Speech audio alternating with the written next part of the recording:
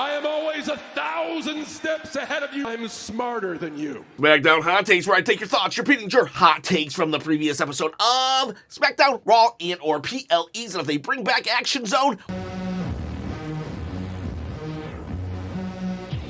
sure, why not? Let's do some Action Zone hot takes. We got, it's OTW. The promo Cena cut before everyone came out was absolute gold and explained a lot of missing points in his heel run so far, which I have already been enjoying. Yes, oh my god, I loved that promo, that John Cena cut yesterday. Man, I'll tell you what, that SmackDown was just amazing. Sometimes I do a one-shot review immediately following Raw and SmackDown and PLEs, but sometimes when I go to bed, I wake up in the morning and I'm like, ooh, I was a little harsh on that show, or ooh, I glazed that show a little too much last night, but yesterday, I think I glazed it just proper. It was so good. It was so good, and John Cena, he clocked in. He actually clocked in yesterday, and it was so good. He filled plot holes. That's all I want. All I want is stories that make sense, and whether or not it was retconned, where you go back and fix things, who cares? I don't care. It's fixed. At this point, fixed is fixed. And John Cena did a lot of monologuing, a villain monologue even. He felt like Dr. Doom telling the Fantastic Four why, how it all came to be, and why he needs to be the ruler of the universe. And if you don't know who the Fantastic Four are, they're about to have a big blockbuster, so you'll learn soon enough. But it's like, oh man, John Cena, his promo was so good and did so much to rectify things. I have been kind of sort of enjoying the John Cena heel turn here and there, but yesterday, fully enjoyed it. Fully enjoyed it. Let's see what others had to say. Raphael had air. Cena and Punk cooked on the mic. Their chemistry on the mic is ridiculously amazing. What was also amazing is that Punk Cena promo was the second Cena promo of the night. I couldn't believe that Cena clocked in twice. He took a break and then he went back to work. Oh, and then he continues to say, Cena's opening monologue is hands down his top 4 best mic work of all time. Definitely his best mic work of the heel era. I would like to know what you think his other 3 best are, though. If you wouldn't mind letting me know in the comments below. I love a good promo. I wouldn't mind going back to watch them. Well, Jesse Joy says, I have a hot take. Cena just staring at Punk with a grin on his face is not suspenseful or thrilling. It's boring and annoying, especially after the entire night revolved around him and he was on fire the whole time. It's similar to the Cody build, which is grating me as that suspense strategy did not pay off at the climax at all. All right, there you go, a different opinion. I welcome different opinions on this channel. Ben P, Nick Aldis is huge. He is a big dude, especially for a GM. But good to see them use Cena in more than one promo segment. Dude showed up to work. There you go. Yeah, dude showed up to work. It was funny. John Cena started getting it in Nick Aldis' face. There was no audio for it, but he's yelling, right? And if you watch it, go back, he turns his hat around so he can get even more in his face. So like that little, what is it, the lip or the beak of the hat doesn't like prevent him from getting right up to Nick Aldis. It was really funny. And then we got Cena needs to turn babyface. We're running out of time. I can respect that. I can respect that. You know what? At the end of the day, John Cena's been a character that we've loved and cheered for the most part, a lot of people, since like what, 2005, 2004. So like I get why people are just like, all right, cool. This heel turn, fun. It was fun while it lasted, but let's get this thing going because I want to start cheering the guy. I get that. I do get that. I think SummerSlam. I think John Cena loses at SummerSlam, maybe goes away for a month or two, and then he comes back with his redemption tour. You know what? I just thought of something. What if John Cena's not a heel right now? Huh? What if John Cena's not a heel and John Cena is so worried about the future of the company, he needed to see who could lead, who could replace him. And to do that, he could not risk this, he could not risk some babyface coming at him with respect. No, he needed somebody with ruthless aggression. And so John Cena took it upon himself took it upon himself to go heel because he needed to be the worst version of himself so the best version of a hero could rise up and beat him. And so when John Cena loses the belt, John Cena will know that that dude is the dude to replace him, and he was doing it all for WWE, just to find the hero that WWE needed. What if we did that? So when John Cena comes back, he reveals that he was never a heel. He was just finding his replacement. So he had to do some bad things. He's sorry, but it was for the greater good. And we're all like, John Cena, we love you. What if? And then, let's do that. John Cena loses this belt to who he will see as his replacement. And I will lose this belt to one of you subscribers out there. All you got to do to win this belt, that's right, I'm going to give this belt away. I'm not joking. I'm going to give this belt away, and all you got to do to win is comment below. You got to also subscribe to the channel, hit that bell, ding, ding, ding, notification. And if you wouldn't mind, or if you would mind, if you're just like, I would never do that, please give a thumbs up. Why wouldn't you ever give me a thumbs up? Please, I'd appreciate the thumbs up. The thumb would actually appreciate the thumb up. Yes, I would so appreciate a thumbs up. You see, don't do it for me, do it for the thumb. Do it for me! All right, so I'm trying to quit my day job, so help me out. Let's get to some more hot takes. We got Mr. T Live 149. Love Solo and Jacob's work. They've been amazing. I wish they had more time with their new personas as a unit before the split, but love it nonetheless. Yeah, I agree with you. And people might be like, what, they've been together this whole time? Kind of, sort of, but not really, because there was a moment where Jacob was just totally overshadowing Solo Sakoa. I mean, like, more than usual, and Solo Sakoa just got his personality back, like, at Saturday Night's Main Event a month ago, so it would have been nice, but I guess it's better than a A-Town Down Under 18-month breakup story with Austin Theory and Grayson Waller, so I'll take this over that, but I would have liked 1 or 2 more months of this kooky, zany, goofball Solo Sakoa and Jacob Fatu together, because that would have been cool, that would have been fun, that would have been crazy. But yeah, so whatever the case may be, I hope they don't feud for that long either. Let them feud to SummerSlam, and then let Solo Sakoa go and rebuild his bloodline. You know what? Rebuild the bloodline. Who cares? Roman's never around anyway, Solo. Just do it. Send me your address, Solo Sakoa. I'll go on Amazon. I will ship you an Ulafala. Just say that Roman sent it to you. Just say Roman gave it to you. He's not going to show up anyways to tell you otherwise. And boom, you're the tribal chief again. You know what's crazy about that? Some people, all they heard was, oh, he hates Roman Reigns. That's literally what people heard when I said that. I don't hate Roman, all right? I love Roman. Look, you can't see that, but there's a picture of Roman right there, and there's a whole bloodline pops. Roman. I love Roman Reigns, okay? But Solo Sakoa, I need him as the new tribal chief, because Roman as the tribal chief, well, he's not really, he's like, what, the tribal chief without a tribe? Demon King. My new hot take is I'm failing as a subscriber. I'm missing a lot of videos and live streams. I must do better. Demon King, that kind of hurts me in my heart right here. Don't feel bad, dude. I'm not even joking. Like, all jokes aside right now, I know I'm like kind of a jester or whatever, but like, do not feel bad. Like, I do want you guys and gals to watch the videos. I'm not gonna lie. I'm not gonna sit here and say don't watch these videos, but I'm not gonna sit here and say that you're a bad viewer because you haven't been keeping up. Dude, life is busy. Life is hectic. Life is life. And like, for real? Like, don't even sweat it. If you're able to watch, I want this channel to be a distraction from life. I want this channel to be a joy and not a chore. So I absolve you of anything. If you have not seen a video, okay, forget about it. Don't worry about it. Just start watching the next video or whenever you have time to watch a video. Please enjoy this channel. Don't make it something that you have to do. I do appreciate the sentiment, though, that it does mean a lot to me. You are a loyal viewer, subscriber, all that, and you are an awesome, loyal subscriber. I appreciate you, D-Monkey, Demon King, and for real, don't sweat it. I love you. Thank you for saying that, but like, for real, I'm not even joking. Just use this channel to get away from all your troubles and not to add to them. You are awesome. You are amazing. This applies to everyone. You're all great. And let's just move on. Dylan thinks Cody will win King of the Ring, and then Randy should go after Cody for it.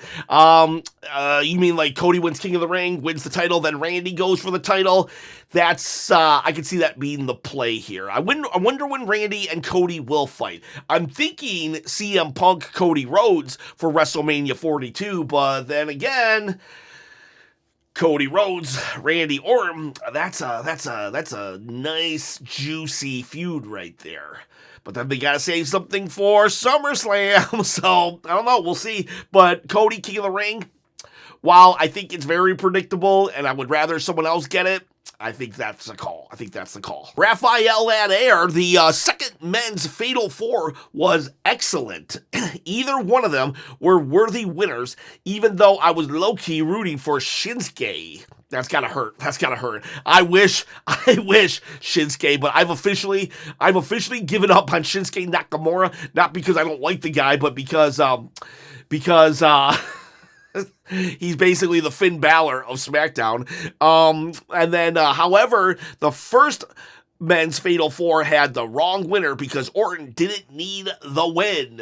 It would have been cool. It would have been cool if LA Knight was able to advance a little further in. We could have definitely had the Brawns attack him next time. Like maybe this one, the Brawns, they aren't able to eliminate LA Knight. He still wins, but in the second round, well, then LA Knight does lose. Tis Mickey. I'm just going to have to accept that Carmelo Hayes push isn't going to happen. Oh, ouch. That hurts. No, I didn't think he was going to win the match, but he went out sad. You aren't going to tell me he didn't see Randy Orton there ready to pounce.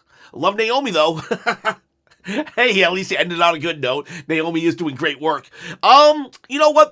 You know what, though? It's like, no shame in taking a really cool RKO from Randy Orton. Top rope slow! Mid-air RKO! Let me just say that. For doing a top rope RKO, that might live forever. That literally might live forever in the Randy Orton highlight reels when they show, oh my God, RKO out of nowhere. So, like, but, oh man, someone said on the live stream last night, I think it was Gail, she said, the worst thing to ever happen to Carmelo Hayes was being called up to the main roster, and unfortunately, I think she's right. It's like, look at what Trick Williams is doing in NXT, and TNA even. It's like, Trick is going to come to the main roster like an established superstar, and it was Carmelo Hayes that brought him to the dance. So it's gonna kind of sort of suck when that happens. I'm like, I can't wait for Trick to come, but it's gonna be like, I'm almost gonna be embarrassed for Carmelo Hayes because I'm like, this dude should be further along. I don't want to give up yet. I don't want to give up on Melo, but I do understand where you're coming from. Let's not give up yet, Tis Mickey. Let's hope. Let's hope he pulls a solo Sakoa, and out of nowhere, he's awesome and amazing again within storyline wise. Tactically useless. I love that name. Tactically useless. What does that mean? Probably not a hot take, but, well, that's practically useless. Just kidding. But what I want to happen, what if Seth Rollins isn't the bad guy? What if he cashes in on Cena after Cena beats whoever he's facing in his last match? Seth gets to tell us we're stupid for doubting him and makes us the heels instead. I kind of like that. I do kind of like that. Bishop Marley, as much as I love Nia, well, thank God, because people still hate on Nia, and I don't know why.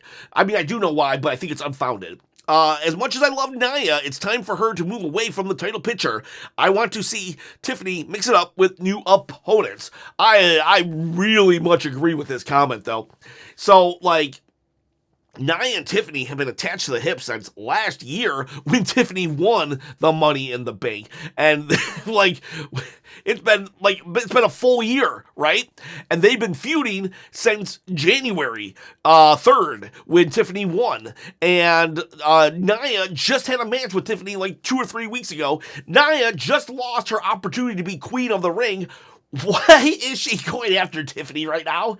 Can we just, I love Nia too. Me and Bishop, we love Nia, but there comes a point when it's like, all right, separate them. You know, there was a point when Liv Morgan and Rhea Ripley weren't that entertaining anymore together, and we needed them apart.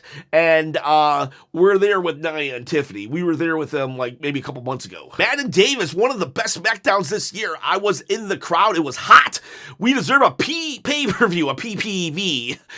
You know what? That was a hot crowd. Matt and Davis, I am envious of you for going to that. You saw John Cena's heel turn at its second best. The best being when he actually turned heel at Elimination Chamber. This, that great call going to this SmackDown. Tyson B 2844. I don't know if this is a hot take, but I'm really enjoying this Solo character. Hot take, cold take, whatever the take. I agree with your take because Solo Sakoa is on fire right now and amazing. Love him. He is he's such a goofball. He is so hilarious. And then he turns threatening. Yes. More Solo in my life, please. Mr. Pete, hot take? There is no hot take. This was probably the best SmackDown all year. You might be right. I know the TLC SmackDown was a really good one too. There's been a couple good ones this year, but if this was not the best, top three easy. EPO for you. Tiffany's title reign has been boring. Becky is definitely the one prominent champion right now. Tiffany is so stale for me. We've seen 100, if not 1,000, of the same exact character in WWE and everywhere else. I do feel that Tiffany's title reign could be better. I feel it's been better as a character since WrestleMania. I do also agree that Becky is the real star right now of the division. And I wish WWE knew how to write more than one women's story at a time. Because if you look at Raw, Io Sky, she's not defended her title even since WrestleMania. And Becky is doing amazing work. And I'm not saying, oh, well, see, Becky Hogan. No, I'm sorry. Becky's taking the storyline, making it run with it, and doing a great job with it. But I need to see storylines with Io and Tiffany, because I think Tiffany has more depth than just, Buff Barbie, but, oh man, her title reign isn't great right now, and that's because they're giving her nothing. Do we gotta wait for the Queen of the Ring for the women to get a challenger? That's kind of ridiculous. Stacks Hundo, SmackDown hasn't missed since WrestleMania. I'm glad you feel that way. I thought the past couple SmackDowns weren't that good, but yesterday's was definitely amazing and awesome. Booker Man, TTJC, though predictable, that was still a fun SmackDown, and I enjoy that the brand split seems to be a bit looser. I actually, we typically agree on things, but I wish it was very strict, but I've kind of given up on that. Then we got, I heard through the grapevine that Jay was question mark. There's a mystery opponent going to be in the final qualifying match for King of the Ring, and yes, you are right, it is Jay, so that means we have a potential Jay Uso versus Cody Rhodes matchup, which will be oh man, I just don't believe that WWE would do that, because those are two popular yet polarizing characters. So to turn one fan base against the other, that's very bold. And then TTJC also then says, what if Jey Uso wins and then he goes on to fight Sami Zayn, or Cody wins and he has to go on to fight Randy Orton? So big money matchups right here where you can have a legit storyline without the characters hating each other. So I think there's a lot of potential here, Non-Cyclist Pro, hot. WWE and Triple H won't have the balls to book that fatal four-way and make it happen at SummerSlam. Cena versus Orton versus Punk versus Ron Killings, and make Ron Killings a champ. Honestly, a fatal four-way, I wouldn't hate it. I wouldn't hate it for a PLE. Maybe not SummerSlam. I prefer one-on-one at SummerSlam. Tracy Woods. I was bummed that Jade Cargill won, even though I kind of thought she would. I just find her boring and not believable. Other than that, I enjoyed all of SmackDown. When she says not believable, I think she means that she's a little stiff on the microphone, because presentation-wise, she's definitely a beast. I think she just has aura, and that she hasn't fully tapped into her potential yet. Like, I could see that potential. I'm just waiting for her to fully grab it. She's getting better week by week, and I think she's just a natural heel, and that's the real issue here. So, like, I hope we get to that point where she can just heal it up. Probably not anytime soon. We probably got about another year of babyface Jade Cargill before we get that heel side of her, but I bet when she turns heel, people are gonna like really start to get on board. They'll become a storm chaser. What about that? We can't do that. That's a bad term in the boys. People start liking Jade Cargill. Pratik Baj Pie, sorry if I pronounced your name wrong. John Cena and Logan Paul tag match might have seemed like a nothing tag match, but in my eyes, it helped Cena get more over as a heel by putting him side to side with a heat magnet like Logan Paul. Before that coalition, it was tough for me to take Cena seriously as a heel, as something felt odd. But ever since that, Cena is getting better and more comfortable in his role. Yeah, that's fair. I think that's a legit statement right there. Shazam Hazan, Ron Killings versus Cena next week being another non-title match is super disappointing. Hopefully, Ron gets a real shot later. If it is a non-title match, let him win. Just let Ron Killings win, please.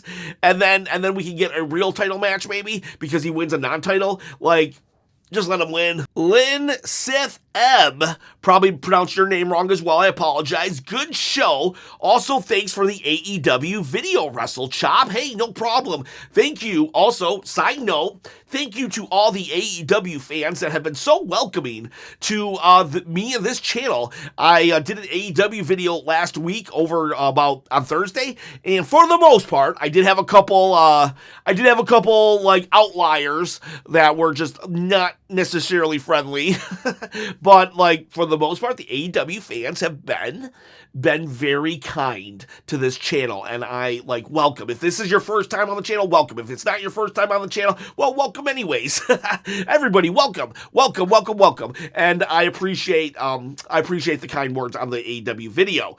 Anyways, what he goes on to say about this video, hot takes, just need LA Knight to win the world title and rebuild Drew McIntyre. I'm still not giving up on Jacob. Don't give up on Jacob. Jacob is about to have a rocket on his back and right to the moon. But yeah, Drew McIntyre, let's rebuild him up to be a boss. And then LA Knight, yes, please let him win the world title. Please let him win some title. LA Knight needs to crack that glass ceiling. Kayleen, I'm butchering all your names. I apologize. I do that a lot. I'm really bad with names. So if I'm getting your name wrong, feel free to comment and correct me and phonetically spell it, and I will try my hardest to, like, do that. Someone got mad at me on my AEW video because I called them the New Bucks. I'm just really bad at names. The Naomi character development is so impressive. She has elevated herself before and after WrestleMania, but I think Jade Cargill will win SummerSlam only to lose in a cash-in by Naomi. I wouldn't hate that. And you are right. You are right about Naomi. She's been so impressive. She's built herself up so far. Nobody cares that she lost to Jade at WrestleMania. When we're talking about who's hot, who's not, Naomi's hot. I wouldn't say Jade Cargill's not hot, but she's not really in the conversation either. Naomi lost at Mania, and yet Naomi is the breakout character of the year. It only took her, 14, 15 years? So proud of you, Naomi. I say that, like, legit. I am proud of you, Naomi, and you are amazing. Jimbo Slice, this is a bold prediction, but I wonder if LA Knight's feud with Seth's faction is a path to Knight challenging for the Money in the Bank contract and winning it that way. Oh, wow. Gosh, I would love that. I do not think that'll happen because, like, Seth would be a moron to put his Money in the Bank contract up, but man, that would be awesome. Jimbo Slice, I feel like I finally got my money's worth of John Cena tonight. I love how he was woven throughout the show. I know, crazy. A thread throughout the show, and it's one of the best shows of the year. Like, crazy that if you use your wrestlers multiple times, the big ones and stuff, like, oh my gosh, it's a great storytelling. And then he also is worried that Jacob Fatu is going to get the Jey Uso treatment and spam the catchphrases. To be fair, Jacob Fatu has already been spamming the catchphrases. He does need to pull it back, though. Jacob, don't let the fans turn on you. Even though Jey Uso is still way over, I feel like he could be even more over if Jey Uso used some of the Bloodline Jey Uso combined with the Yeet Jey Uso. Ivo.33, God bless his soul, but John Cena looks so animated trying to yell. That's what I was talking about earlier about the, he turns his hat back around and then he starts yelling at, Nick Aldis. You're right, he looks like an animated. Comic Head, LA Knight has never stood out for me enough to be a main event guy, but I really liked his line that the guys in the ring were the WWE establishment and he's the sore thumb coming to spoil the party. I hope he continues to lean into that. Heck yeah, that was a banger of a line because you had Cody, Randy, and John in the ring, and LA Knight's like, you're the establishment. Good guy, bad guy, didn't matter. You guys are the ones. You guys are the glass ceiling that I need to break through. And then also, Punk's nod to the Ultimate Warrior to load up the rocket fuel was hilarious. He's the best at throwing in little Easter eggs in the promo. I did not catch that. One of the drawbacks of live streaming is sometimes I'm talking over stuff, and what that, though, is referring to is Ultimate Warrior did this, like, insane promo a long time ago about how him and Hogan were on a plane and it was crashing or something. Hogan, we are on a plane. Take the pilots and throw them out the door. Daniel Pabu, Wade Barrett fan girly over LA Knight was hilarious. I love Wade Barrett. I absolutely love Wade Barrett. Here's a fun fact. I actually did not like Wade Barrett during his wrestling career other than when he was Bad News Barrett. Other than that, I was never a Wade Barrett fan. While everybody else was, I wasn't. But as a commentator, the dude is gold. The dude is money. And I loved when, I think Jade Cargill was thrown into him. It looked so devastating.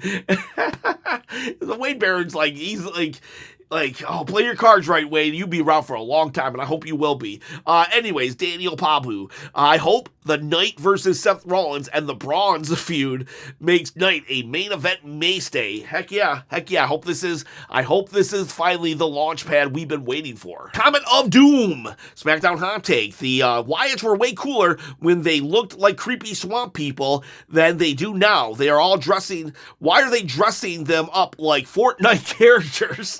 Fortnite characters. They would actually be good Fortnite characters. I can confirm that my kids would love them in Fortnite. However, I will say, I agree. I loved the Swamp People Wyatts, not so much the whatever they are right now. They're okay, they're whatever, but like the Swamp People Wyatts were so good. They were like creepy, but like realistic creepy. You know, like you could, like, if you took the wrong turn in like New Orleans or Alabama, you would come across the Wyatts and you'd be like, uh-oh. You know what? Never mind. I'll just back out the way I came in. Martin, what if Seth Rollins is actually a pawn in Heyman's plan and the eventual faction is Braun at the top with Reed and Mello? It can almost be like Judgment Day kicking Edge out early as Seth is the old guard and doesn't fit the narrative of shaping the next generation of wrestling. I'm okay with that. Love Seth Rollins, but I wouldn't mind Mello getting that rub. I'm okay with it. Dreamer, Hikuleo fought Kit Wilson of Pretty Deadly on main event. He should be on the show soon to stop Solo/JC Mateo. Hate that name. Yeah, Hikuleo, he's an actual Bloodline member. He's about 23 feet tall, and he debuted on main event, which was kind of weird. It's like, why are we debuting this guy on main event? Just have Hikuleo go attack Jacob Fatu. You know, Solo Sakoa needs to rebuild his goon squad, so, that was weird to me. Luck as Neo, finally! Cena did something interesting. God, I hope he has a best of 3 with Punk, and it ends in the Hell in the Cell, and Punk winning the title.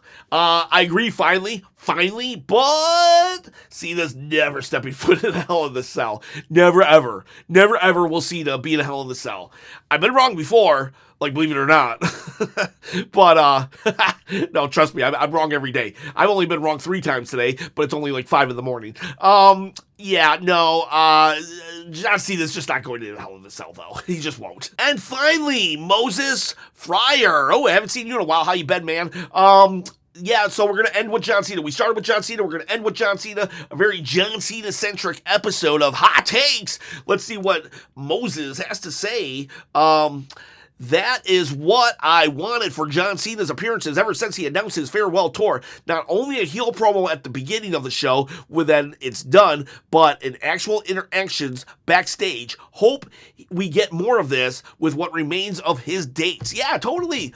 Think about this. John Cena, he interacted with CM Punk, Ron Killings, Cody Rhodes, L.A. Knight, Randy Orton, and Nick Aldis. He might have interacted tonight more with people than he has his entire heel run.